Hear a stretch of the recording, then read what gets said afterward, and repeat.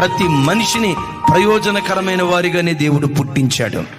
తమ్ముడు, నీవెప్పటికీ నిష్ప్రయోజకుడివి కాదు, నీవెప్పటికీ నిష్ప్రయోజకురాలివి కాదు. నన్నెందుకు దేవుడు పుట్టించాడు? ఈ కష్టాలు అనుభవించడానికా? నన్నెందుకు దేవుడు పుట్టించాడు? ఈ రోగం అనుభవించడానికా?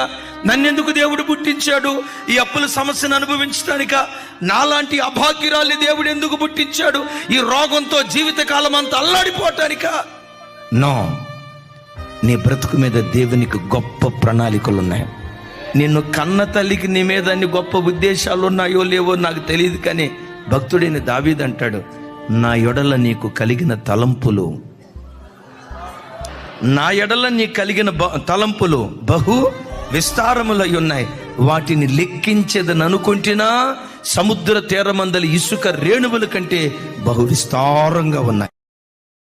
Download ShareChat.